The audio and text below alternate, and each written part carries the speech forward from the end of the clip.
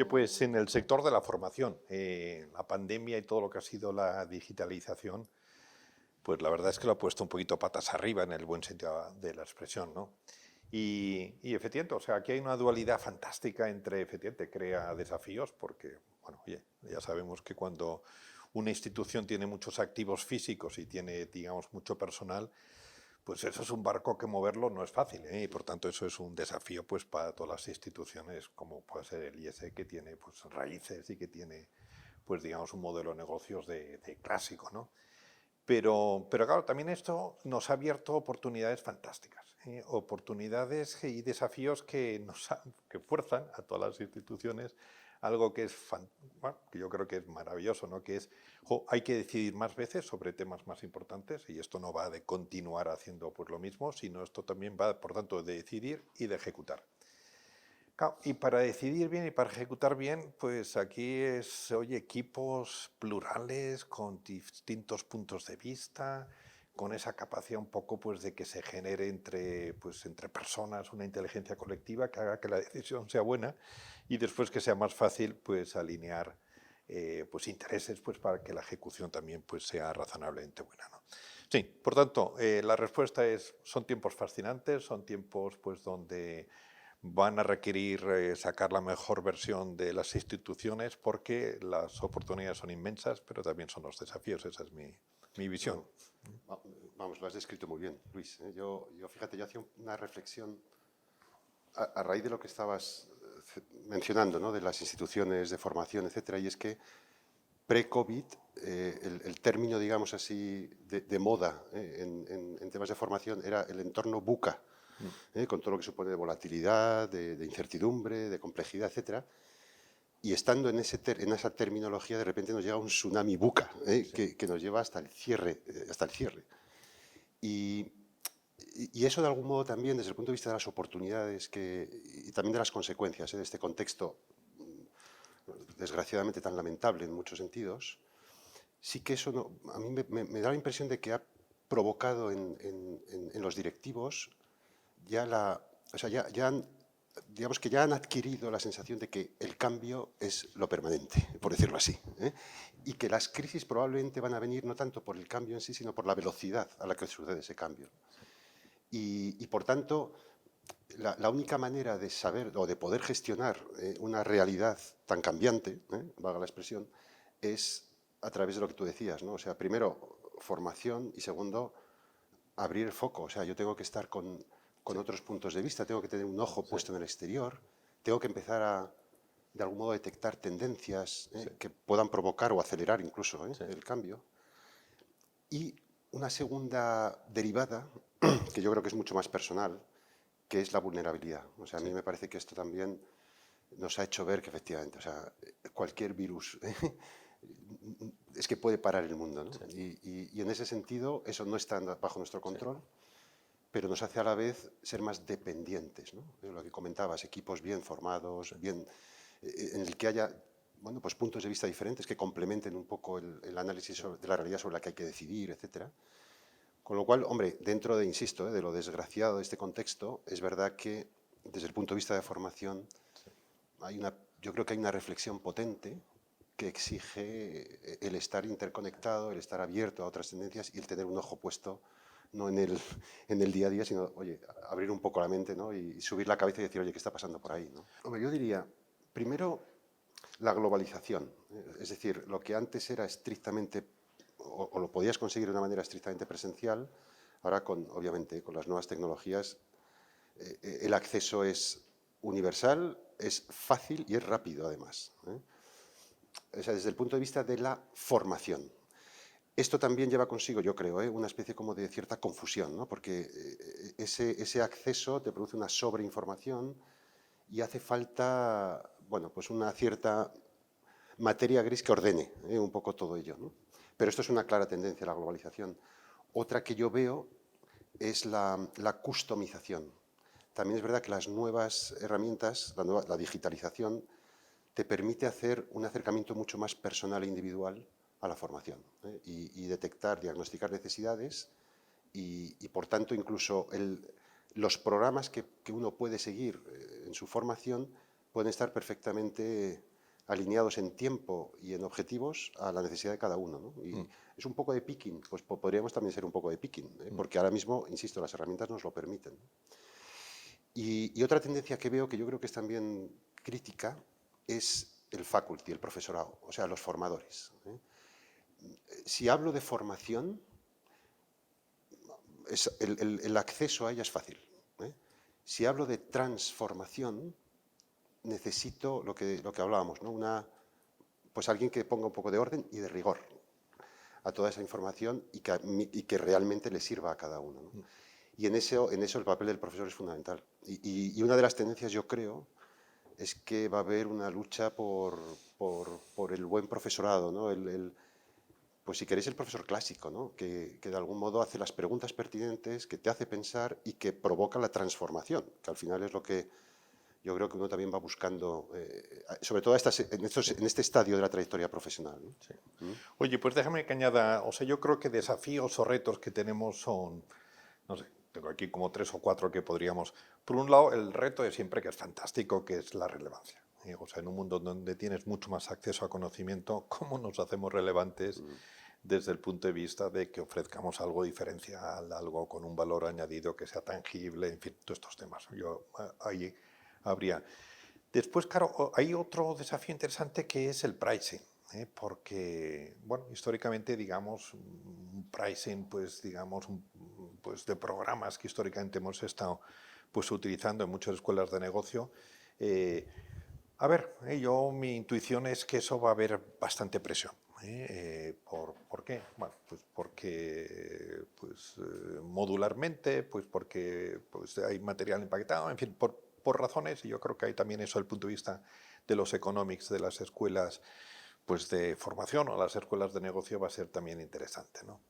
Yo creo que otro desafío interesante va a ser, y alguien de Google me lo comentaba hace poco, que algunas empresas empiezan a valorar mucho lo que es la formación no reglada de los candidatos.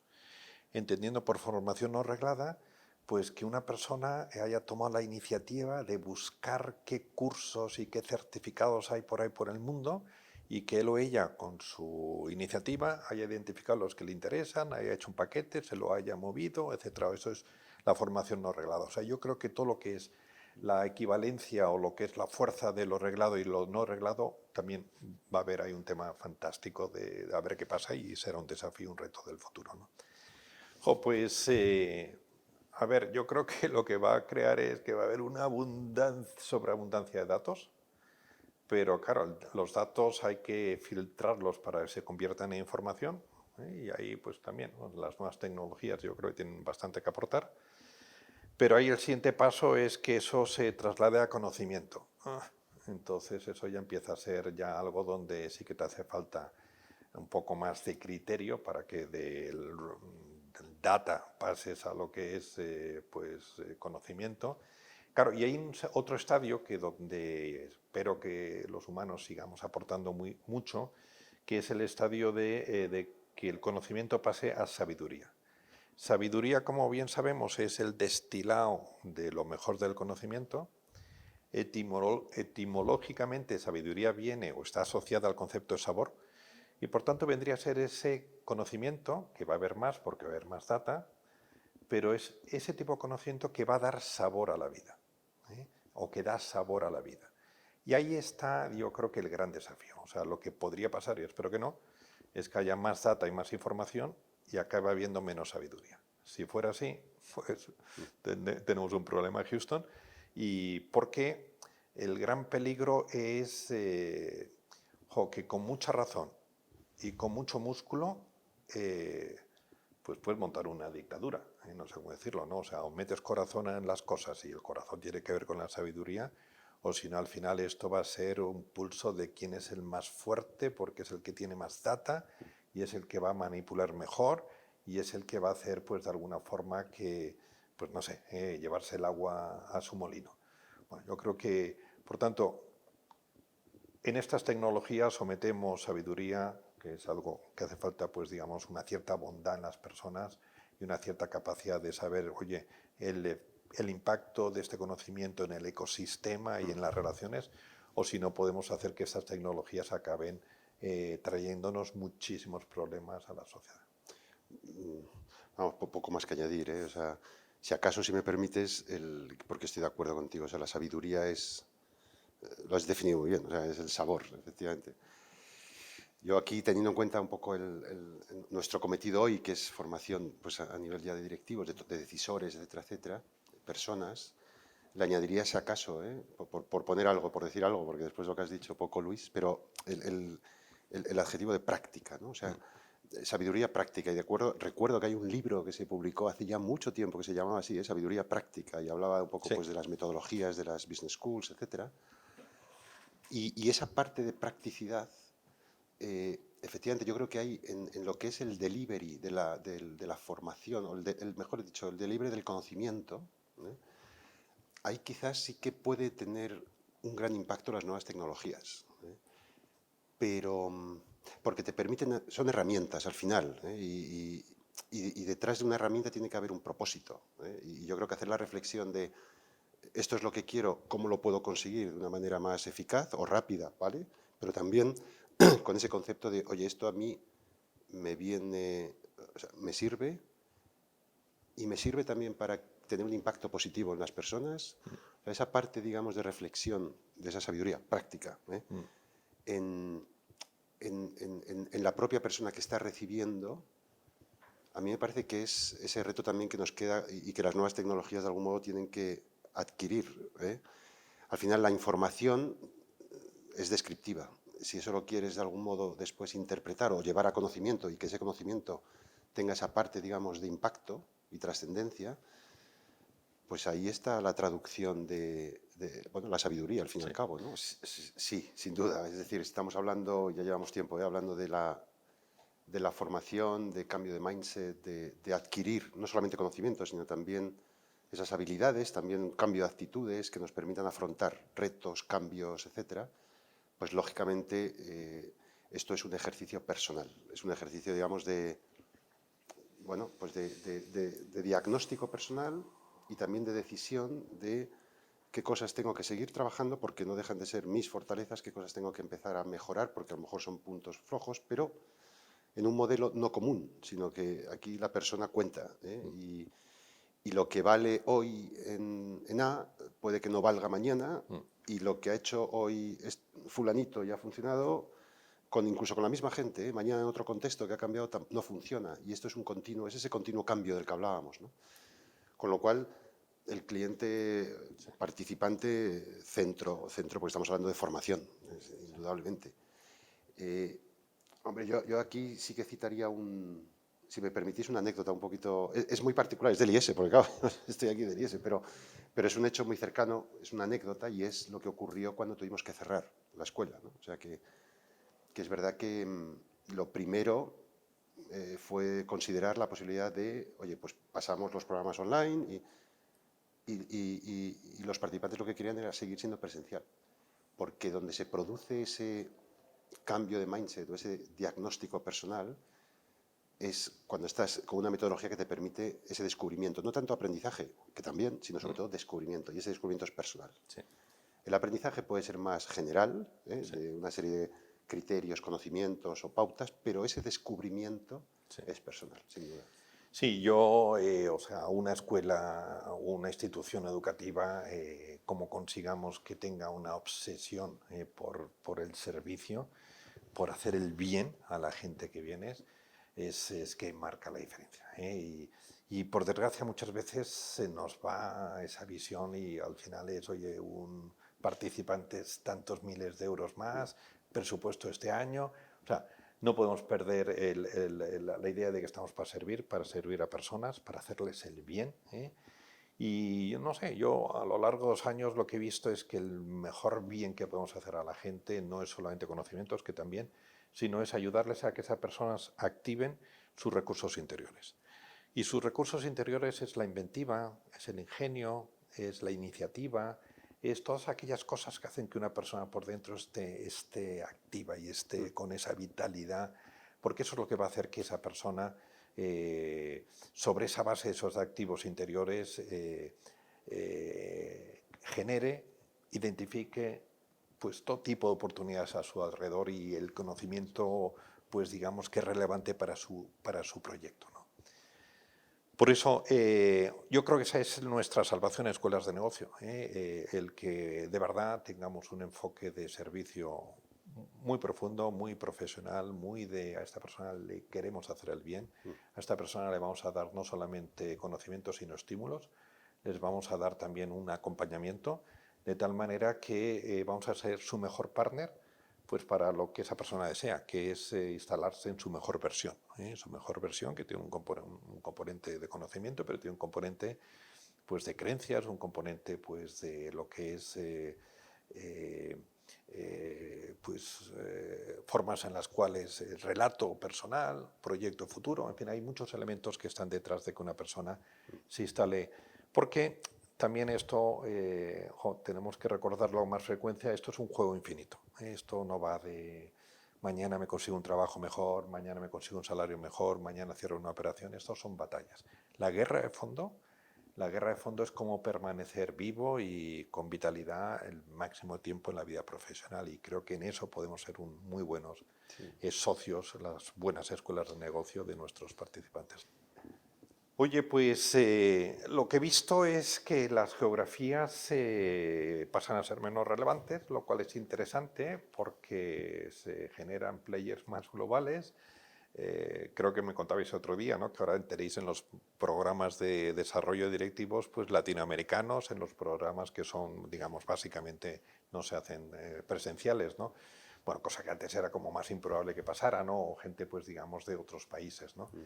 O sea que eso también me temo que lo que va a hacer es va a acelerar el que haya players globales que dominen, y eso va a dejar pues una situación interesante a ver qué hacen los players más locales, pues porque, bueno, pues porque con una cierta facilidad algún tipo de programas, algún tipo de cosas, pues puedes tener acceso en cualquier ciudad, en cualquier sitio, pues a lo que son las marcas más prestigiosas, etcétera, ¿no? No sé, yo de dos personas cercanas a mí, pues he visto hacerles cosas. Uno es Brian Bacon, que es un australiano, pero que vive en Londres, que creo que alguna vez hemos hecho cosas conjuntamente con él con algún in company. Nada, me contaba el otro día que ha comprado, que está desarrollando en plan, digamos, inversión importante, una plataforma de contenidos, una plataforma en donde también, pues, tecnológica, para poder hacer mentoring. Bueno, primero, para tener todo tipo de programas que puedas ahí pues comprar y que puedas, etcétera, pero también lo que tenía es un fuerte foco, es decir, ya hay, no sé cuántos me dijo, pero como millones de directivos en el sudeste asiático o en China y en otros países que requieren, digamos, una mentorización porque están entrando, digamos, a lo que pueda ser las tareas de dirigir por primera vez, y y lo que querían es tener un programa que tuviera una parte, digamos, industrializada, pero otra parte personalizada, de hacer un mentoring masivo pues a directivos principalmente chinos a través de estas plataformas tecnológicas, ¿no? Pues yo sí, claro, tengo que sacar pecho del IES, ya lo Bien. siento, pero como has hablado de osadía, yo fíjate, una de las cosas porque la he vivido desde dentro, a raíz del cierre, ¿no? A raíz del cierre, claro, las business schools con las que de algún modo, bueno, pues son tu referencia y compites, pues en Europa, pues yo sé, London Business School, IMD, INSEAD, Estados Unidos, Stanford, Harvard, etcétera. Ante la decisión del cierre, su decisión fue pasar todos los programas que estaban en ese momento, digamos, cursándose online hasta septiembre. Esta que iba a ser quizás, yo creo, desde dentro, nuestra primera reacción, a raíz precisamente de los participantes de programas, etcétera, que querían continuar con lo presencial, pues hizo que el IES tomase una decisión distinta, y es, vale, pues suspendo los programas, los retomaré una vez que lo presencial me lo permitan hacer, y mientras tanto yo os voy acompañando en este especial contexto pues con sesiones online por programa y que tenga que ver con, oye, el impacto que está teniendo COVID y el cierre en sectores, en áreas funcionales, etcétera, etcétera, ¿no? Con lo cual manteníamos un poco la vinculación del programa, aportando conocimientos mucho más, digamos, coyunturales del momento, pero con la promesa de que en cuanto pudiéramos volver, volveríamos, ¿no? Y mientras tanto, hubo un equipo de gente preparando todos los que son los protocolos de seguridad, acondicionando las aulas para la vuelta y que pudieran ser de tecnología híbrida todas ellas. Y en cuanto nos dejaron entrar, volvieron los programas presenciales con todo tipo de seguridad, de protocolo, todo bien señalizado. Es decir, desde el punto de vista de osadía, esto era una complicación, ¿eh? Y era un riesgo alto, pero se hizo, ¿eh? Y, jolín, pues es una escuela española, ¿eh? Y de vez en cuando también tenemos que mirar un poco a cosas que hemos hecho y que quizá lo fácil en ese momento habría sido, pues mira, hasta el verano y ya veremos qué pasa después del verano, ¿no? Y sin embargo, bueno, pues quizá por creértelo, pero también por la presión, buena presión, ¿eh? De los participantes, pues se optó por esto que suponía mucho más lío, mucho más trabajo, también más riesgo, ¿eh? Pero que gracias a Dios, bueno, pues estuvo controlado. Y a mí como ejemplo de, bueno, pues de lo que estábamos hablando, ¿no? De, oye, algo distinto que se está haciendo por ahí fuera, esto sé que es muy puntual, pero a mí por lo menos me llenó de orgullo, ¿no? A ver, 5 años son nada, Son nada. y por tanto esto ya se toca, y o sea, yo pienso que va a haber más fuerza en algunas players que van a ser más globales, y por tanto que va a haber la cuota de mercado, si es que se pudiera medir de lo que son los grandes del sector, va a aumentar. Creo que el sector está bajo la lupa también de un montón de fondos de inversión, y por tanto es muy probable que, bueno, pues que haya en ese sentido que se le traiga al mundo que ha sido pues un poco más de artistas históricamente, pues que se le meta todo lo que es una inyección de rigor, pues financiero, con todo lo que implica a veces de cortoplacismo, o con todo lo que implica a veces pues de, oye, si de segregar unidades y pues algunas no añaden, etcétera, ¿no? O sea que eso también creo que va a ser parte del ruido que nos va a tocar en estos años. Bueno, yo creo que también el sector lo que va a ver, espero, es que una polarización entre conocimiento o sea, básicamente una pantalla te da una información de 2 dimensiones, que es buena para determinadas cosas. Lo presencial te da una información de las personas en 3 dimensiones. Por tanto, es mucho más rico, ¿eh? O sea, no es pasar de 2 a 3, es un 33%, no, o sea, un 50%, es multiplicativo, ¿no? Con lo cual yo creo que lo que espero que acabe pasando en el sector es que las sesiones presenciales van a ser mucho mejores que las que eran antes, porque no nos vamos a dedicar puramente pues bueno, pues no sé, a poner un PowerPoint y a leerlo, y que por tanto el modelo va a ser mucho más de vamos a pensar juntos, vamos a crear el contexto en donde aquí haya una conversación única. O sea, esto no se puede, incluso aunque la grabes, no es lo mismo que estar ahí. Contra, digamos, otro material, efectivamente, que estará disponible, que lo voy a pinchar, que lo voy a ver a la hora que yo quiera, pero que incluso pues, va a ser un material que me va a permitir prepararme para esas conversaciones únicas que con un muy buen facilitador, que tenga en su cabeza no PowerPoint, sino tenga en su cabeza herramientas, nos vaya dirigiendo esa conversación pues, para que acabe siendo relevante, sincera, profesional, práctica, que es lo que pues, los directivos quieren, ¿no? Completamente de acuerdo. Yo creo que esto no hace, o digamos, la expectativa es de mejora, pero también de una economía de tiempo, porque te va a permitir combinar distintas herramientas de aprendizaje, lo presencial, lo online, y también saber llevar determinados contenidos a una herramienta, a un canal o a otro, y siempre con ese objetivo, digamos, de customización del que hablábamos, ¿no? O sea, yo creo que un diseño ahora mismo nos lo permite, determinadas herramientas que a lo mejor presencialmente tampoco aportan nada a lo presencial, pues poderlo llevar a un canal, digamos, más online, pues lo podría ser, pues no sé, ver una conferencia pues esto lo puedes perfectamente ver en cualquier momento, y lo que tú decías, ¿no? Pero dentro de un diseño holístico de todo ello, para que eso de tal modo, después en lo presencial, a mí me pueda servir y sobre todo pueda ahorrarme tiempo y hacerlo mucho más eficiente ese tiempo. Yo también diría, y siguiendo un poco esta línea, a lo mejor bueno, es una idea fuera pero a mí me parece que también va a ser más necesaria la colaboración con otros players, no solamente las business schools, estoy hablando a lo mejor de corporate universities.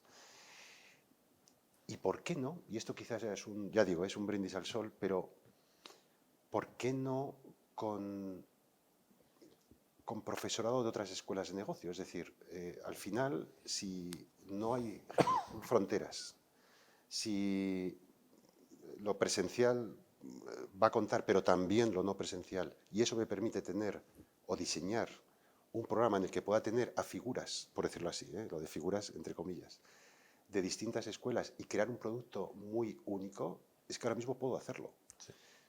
Y al final, si efectivamente el foco está en el participante, pues yo creo que, ¿por qué no? ¿Por qué no? O sea, a mí me parece que ahora mismo la ruptura, digamos, de fronteras desde el punto de vista de conocimiento y también geográficas, etcétera, te permite hacer muchas cosas. Sí. Luego ya veremos, ¿no?, las estrategias de cada uno. Vamos, yo, fíjate, a lo largo de toda esta conversación, sin citarlo explícitamente, pero el concepto, digamos, que engloba la sostenibilidad yo creo que ha estado presente, porque al final estamos hablando de legado, estamos hablando de dejar un mundo mejor, estamos hablando de tener impacto positivo en las personas, en la sociedad, y esto, si te lo crees, y en esta institución por lo menos, en el IES es parte de la misión, y es una misión que además no es para la memoria, es que nos la creemos, ¿no? Y lo que dice la misión es fundamentalmente esto, o sea, es que queremos que con esto se puede mejorar la sociedad. Y para mí ese es el principio de la sostenibilidad. Y luego le ponemos calificativos, ¿no?, de pues, medioambiental, lo que quieras, pero la esencia es un proyecto infinito, como decía Luis antes, ¿no? O sea, yo creo que esto está presente en toda la actividad, si tienes en cuenta cuál es nuestra actividad, ¿eh? Oye, pues a ver, yo no puedo estar más a favor del concepto de fondo, ¿eh? Lo único es que me temo que hay mucha comedia, y me temo que hay también, digamos, como, no sé, unas agendas donde detrás de la sostenibilidad pues hay, digamos, una agenda, en algún caso, ideológica, ¿no? O sea, me sorprende que se hable tanto de sostenibilidad cuando lo que rompe más el tejido social y lo que rompe más el tejido empresarial pues es el comportamiento sociópata de una serie de líderes. Un sociópata es un tipo egoísta estructuralmente, es un tío que va a la suya, es un tío que controla, es un tío que manipula, es un tipo que de alguna forma no tiene en cuenta el ecosistema, sino que lo que hace es arrampla con lo que puede para él, ¿no? Y son, digamos, esas élites extractivas que lo que hacen es utilizan las empresas, las instituciones, la política para su propia agenda personal.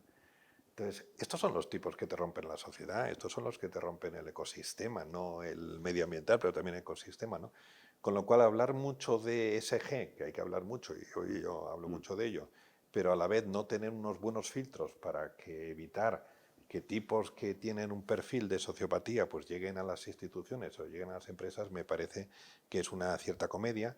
Y después pasa como, perdonad que sea cínico, mientras más hables de un tema es porque más tienes, no sé, más muertos tienes en el armario y quieres, pues en cierta forma, yo lo he visto muchas veces, los que peor servicio dan son los que más publicidad a veces hacían en el pasado, ¿no? Pues porque no deja de ser una forma de contrarrestar, digamos, lo que puede ser una cosa con la otra, ¿no? Con lo cual, sostenibilidad para mí es que haya alfas son los dirigentes, que sean colaborativas. Además, la historia te demuestra que en muchos casos los pueblos donde han tenido un dirigente que ha generado relaciones colaborativas en las partes son los que han conseguido sociedades progresistas, sociedades de respeto mutuo. Sociedades es que no me hace falta que me ponga una multa para no manchar el medio ambiente, es que lo tengo, es que es parte. O sea, lo que vengo a decir es, mucha sostenibilidad con pocos valores y con mucha sociopatía no va a funcionar. Y la sociedad va en la línea de menos valores, muchas veces, a efectos prácticos, mucha sociopatía, muchos dirigentes, y eso sí, mucho hablar de las 21 iniciativas o las 18 de la ONU, pues para que el mundo sea mejor cuando dices, oye, sí, una cosa importante, pero también son las otras dos, ¿no? Bueno, yo no sé qué he aprendido, pues he aprendido algo que es que el corazón tiene memoria, ¿no? Y que cuando una persona está en una situación pues difícil o cuando una empresa está en una situación difícil es cuando más agradece pues esos gestos de ayuda, esos gestos un poco de que te importe los demás, ¿eh? Y bueno, y eso es donde generas después las grandes lealtades, ¿no? Cuando oye, yo en algo para mí es subjetivamente importante, como ha sido pues para muchos de nosotros, pues oye, una bajada importante de ingresos, una bajada importante pues de lo que es actividad, pues esas manos que te ayudan son, no te olvidas, porque tienes, digamos, estás en corazón más a flor de piel y el corazón tiene memoria, ¿no? Y yo he visto también en bastantes empresas cómo ahí ha surgido ese liderazgo humano, y cuando digo humano no es soft, sino es una persona que de verdad quiere a la gente, de verdad se preocupa por la gente, de verdad, pues digamos, genera, es el primero que va en términos de, oye, si hay que hacer sacrificio, empiezo por mí. Y eso ha generado en muchos casos culturas, cohesiones y dinámicas muy sanas. Yo me quedo con eso. Me quedo con ese punto también que has dicho antes de, oye, pues la vulnerabilidad me podía haber infectado y pues como tanta otra gente, pues me podría haber quedado en, pues por un contacto con alguien, saber, o sea, pero también, oye, yo lo que he aprendido estos meses es que qué bueno que tengamos familia, ¿verdad? Que qué bueno que hayamos podido tener más tiempo para estar en casa, qué bueno pues haber tenido un poquito más de tiempo para tener esa introspección, conocerse mejor. Y después que, oye, la vida no tiene por qué ser una curva ascendente de que siempre todo va mejor. O sea, eso, oye, valles, picos, años buenos, años malos, vacas gordas, vacas flacas, fantástico. Y eso es vivir y eso es parte de lo que nos toca, pues adaptarnos y en cierta forma también prever que va a haber después de una vaca gorda una vaca flaca, ¿no? Eso es vivir, tú lo has dicho. O sea, yo fíjate, quizás comulgo con todo lo que has dicho, bajándolo un poquito más a un terreno experiencial propio.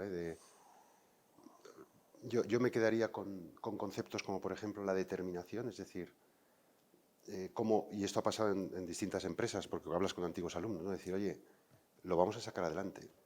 Y ese liderazgo, efectivamente, que muchas veces ha aflorado y que ha permitido la cohesión del equipo, crear esa cultura de unidad, de decir, oye, esto vamos a ir a pesar de las dificultades.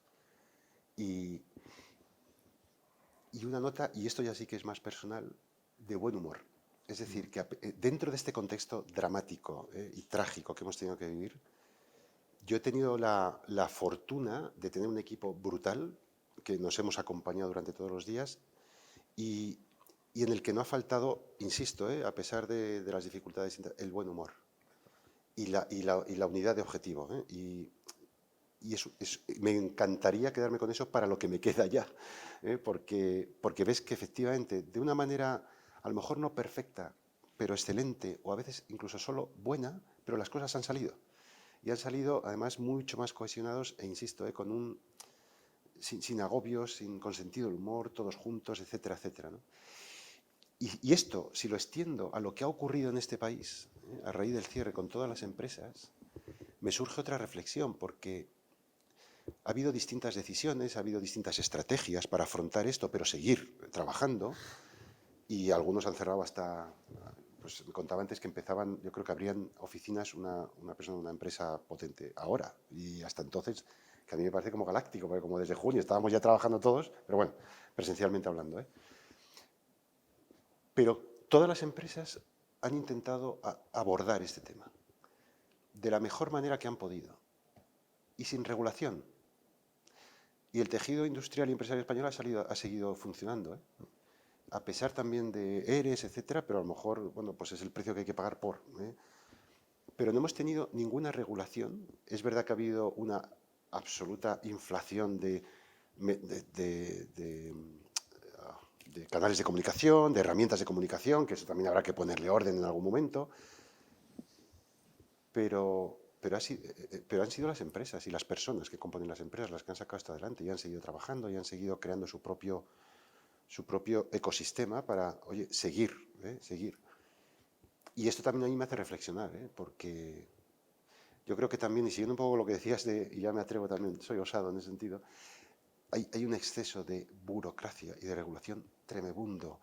Y esto a veces nos lleva muchas veces a la parálisis, porque no vaya a ser que, o si tomas, bueno, no lo voy a hacer por si acaso, es un exceso de regulación que cuando todo eso salta por los aires, desgraciadamente por un asunto como el COVID, ves aflorar otra vez la iniciativa. Y de distintas maneras, no hay una fórmula que ha funcionado y es la perfecta. ¿Qué va? Cada uno ha hecho como ha pedido. Pero oye, las empresas han seguido, y la gente ha seguido viéndose y reuniéndose y sacando objetivos, etcétera, etcétera, ¿no? Entonces, estas son las dos reflexiones que hago así un poco conclusión, Luis.